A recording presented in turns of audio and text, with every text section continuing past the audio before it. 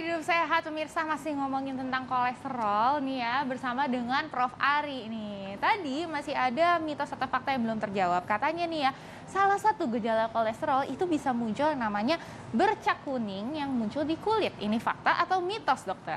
Ya, jadi ini yang kalau dilihat dari gambar ini memang fakta ya. Ada timbunan-timbunan kolesterol yang bisa muncul seperti itu. Tapi sekali lagi yang penting adalah pada saat misalnya nih orang ada gejala nih, kemungkinan nih kolesterolnya tinggi nih. Artinya ada timbunan. Tapi kita mesti cek dulu tetap. Itu tidak menunjukkan directly bahwa kalau ada timbunan itu berarti kolesterolnya tinggi saat itu. Karena yang terpenting itu saat itu bagaimana kondisinya.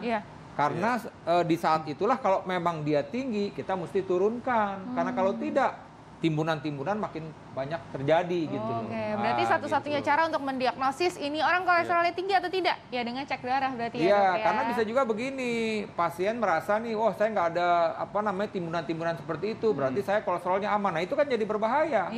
Betul kan, jadi berbahaya. Jadinya nggak anggap bahwa itu adalah menjadi tanda khas kalau dia kolesterolnya tinggi, tapi di dalam di tubuhnya sendiri tidak ditemukan itu, dia beranggapan, saya sehat. Jangan. Sekali lagi, kalau kita mau tahu kolesterol kita diperiksa laboratorium. Nah, kadang-kadang kan ada yang langsung cepat itu, ya kan? Nah, itu kan biasanya tanpa puasa. Jadi sejatinya kalau kita mau cek kolesterol, sebaiknya, bukan sebaiknya, memang harus puasa. Harus puasa. Ya, puasa. Jadi paling tidak sekitar 10-12 jam lah kita berpuasa. Karena di situ nanti benar-benar nih, kita tahu kadar kolesterol berapa. Nah, pertanyaan gini, pasien, boleh nggak dok saya cek-cek yang di mall-mall gitu kan?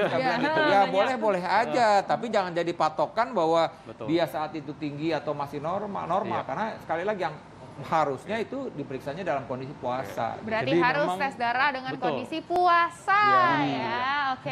Nah, Prof, ini ada yang mengatakan, Prof, ini titipan pertanyaan nih. Katanya buah nanas itu bisa membantu untuk mengontrol kolesterol.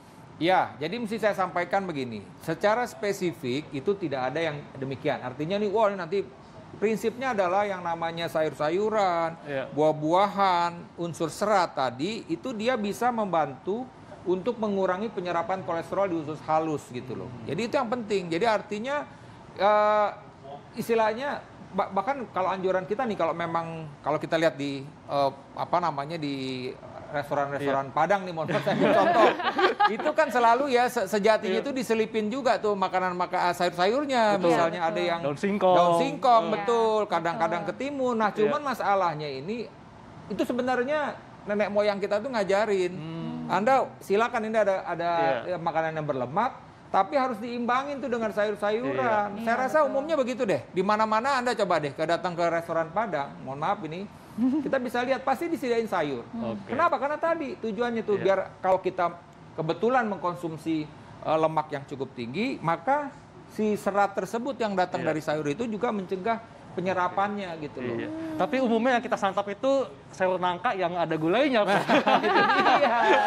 Itu kalau bisa di restoran sayurnya, habis itu 10 piringnya yang daging-dagingan. Jadi kadang-kadang memang tidak berimbang. Cuman kalau saya minta mana nih daun singkongnya gitu loh. Karena itu buat temen tadi makan tadi. Berarti itu ya salah satu tipsnya nih, dok. Ada lagi nggak, dok, nih tipsnya nih untuk masyarakat di rumah ya kan? Termasuk bagi mereka nih yang udah tinggi kolesterolnya, kan tentunya sebaiknya mengkonsumsi perobatan. Nah, apakah obat ini mesti dikonsumsi seumur hidup dan apakah mesti dikombinasikan dengan perbaikan pola hidup, pengaturan pola makan dan sebagainya? Ya, pertama intinya adalah gini, ketika kita periksa bahwa kadar kolesterol kita tinggi, itu maka kita harus diobatin sampai nilai kolesterolnya itu turun. Ya, normal kita bilang gitu ya. Jadi normal itu yang penting dulu gitu ya. Jadi memang ada sih beragam teori, kalau memang dia sudah ada aterosklerosis bahkan serangan jantung, itu diminta untuk mengkonsumsi obat anti kolesterol jangka panjang dengan dosis kecil gitu. Itu memang ada untuk karena ada efek anti radangnya, anti yang lain-lainnya. Tapi secara umum lah saya mesti sampaikan untuk masyarakat, ketika memang diketahui kadar kolesterol kita tinggi, maka kita harus berobat agar dipastikan kolesterol kita itu sudah normal kembali. Gitu. Waduh, itulah dia ya informasinya ya dari Dok Prof. Ari. Terima kasih banyak, Prof. Ari.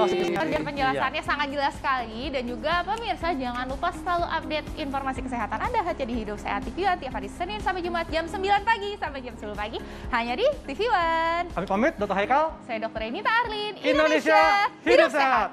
Bye-bye.